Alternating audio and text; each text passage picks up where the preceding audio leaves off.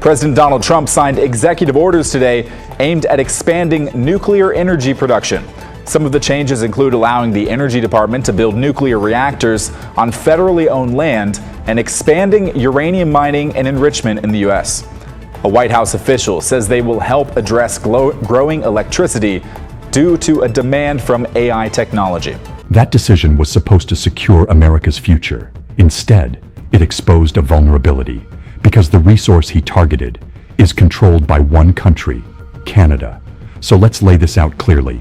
The United States declares uranium a national security issue, launches a formal investigation, signals it wants control over supply. There's just one problem.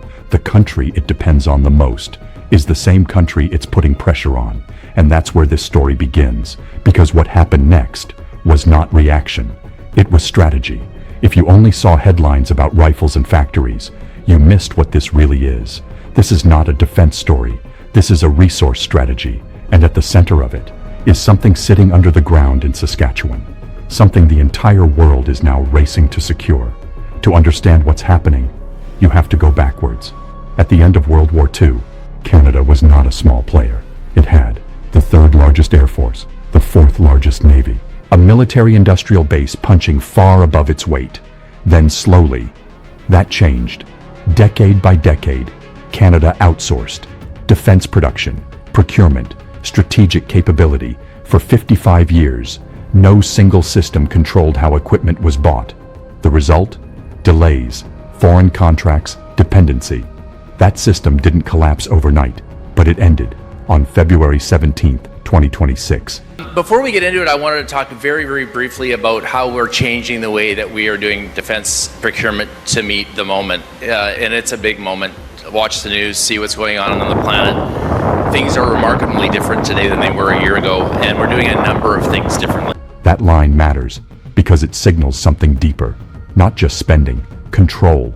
For the first time in decades, Canada is centralizing defense procurement. One agency, one structure, one direction. That alone is significant. But what came next is where the real shift begins.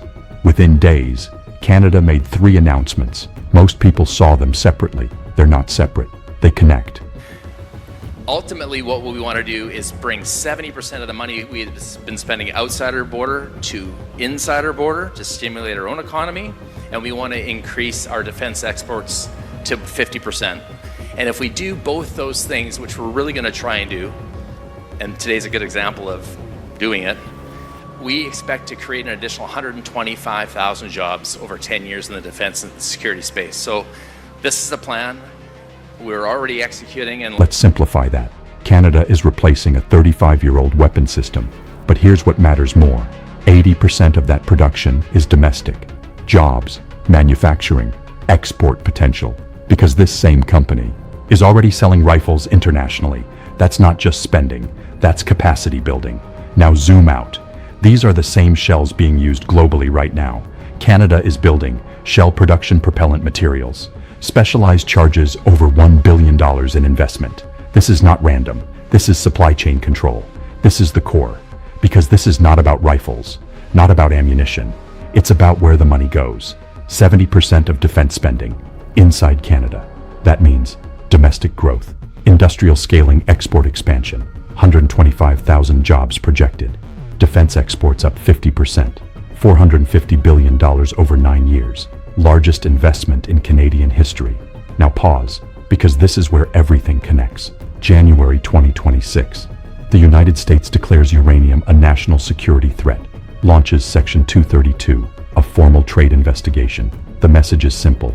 America wants control, but reality is different. Canada supplies roughly 1/3 of U.S. uranium needs. 1 in 3 reactors depend on Canadian uranium. So think about that. You are declaring a resource critical while relying on another country to supply it. That's not strength, that's exposure. Now we go to Saskatchewan, the Athabasca Basin. Not just large uranium deposits, concentrated, high grade, meaning less processing, lower cost, higher efficiency. This is not just supply. This is the best supply anywhere in the world, and Canada controls it. Now watch what happens next. 2 mines move forward. At full production, 30 million pounds per year, over 20% of global supply, from one mine. Now add this, 22 million pounds, over 9 years. India's demand is growing rapidly. They need energy. Canada has it. So while pressure comes from one direction, Canada moves in another. This is the part most people miss. Canada is not responding to pressure. It's repositioning itself from supplier to one country to supplier to the world. That changes everything because leverage comes from options. And options are expanding. Now let's be fair. There is opposition, criticism, too bureaucratic, too ambitious, too complex. And those concerns are real. Procurement has been slow for decades. Execution is not guaranteed. $450 billion is not a small number. This requires long-term political stability, consistent policy, efficient execution, none of which are automatic. But here's the question that matters. In the middle of a trade conflict, global resource competition, increasing geopolitical pressure, do you wait until everything is perfect, or do you move and adjust as you go?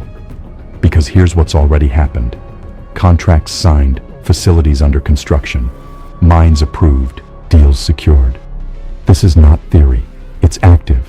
Let's be clear, there are risks, execution delays, budget overruns, political shifts. 125,000 jobs is a target, not a guarantee. 5% GDP spending requires long-term commitment. That may change with leadership. So yes, uncertainty exists, but we also know this. Canada has the world's highest grade uranium, massive reserves, growing global demand. Canada is expanding mining, securing international deals, building domestic industry.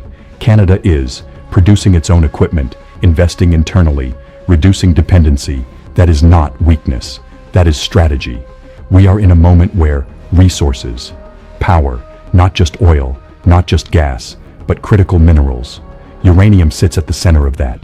Energy, defense, technology, and the countries that control supply shape the future. Now think forward.